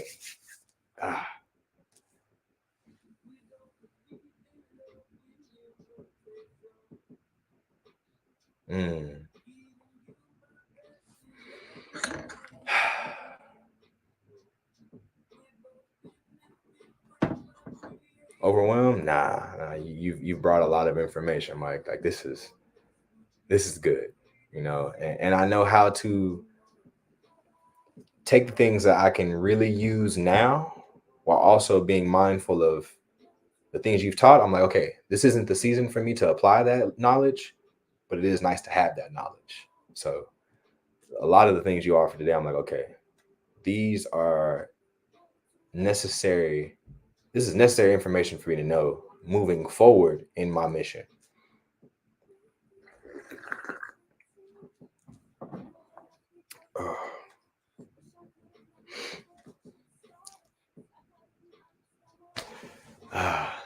You have no idea how much this just excites me, seeing like the love, the education, the willingness to share in this space. Y'all, it's a dream come true. It's all I've been looking for.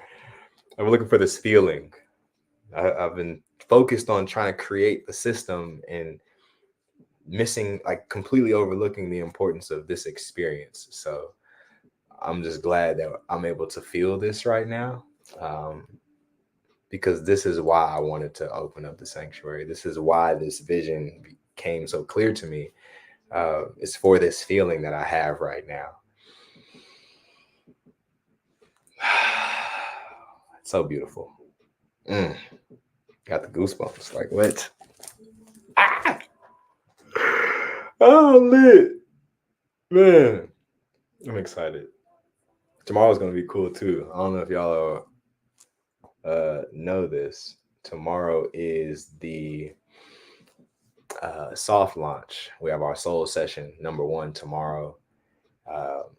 And it's talking about the law of impermanence, just embracing change.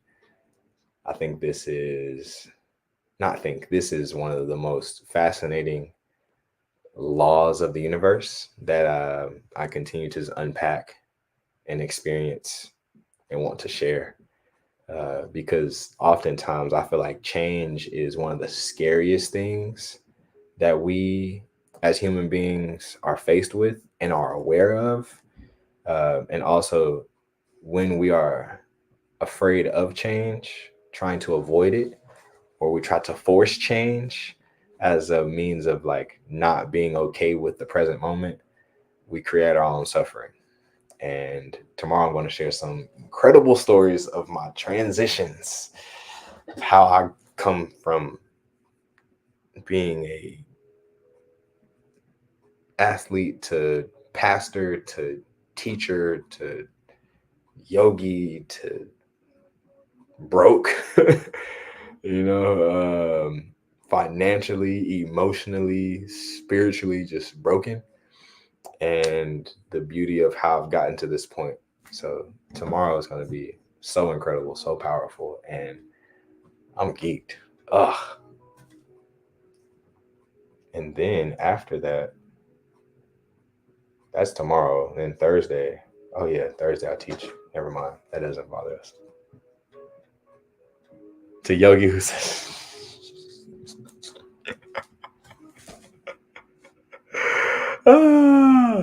first of all, I was doing you're right, never mind, Mike. I'm about to say I've been setting fires to cuckoos before I was a yogi, but it all kind of came together around the same time. I started doing yoga at 19, and then by the time I was 19, they were like, okay, he's kind of old enough.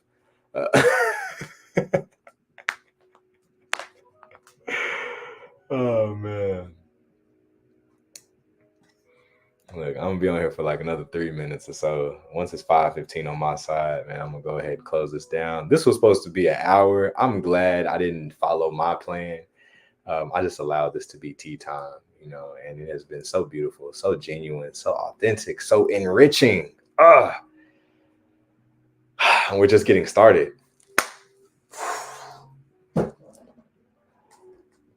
I'm lit. I might go outside and play with my dogs today. We might go for a walk.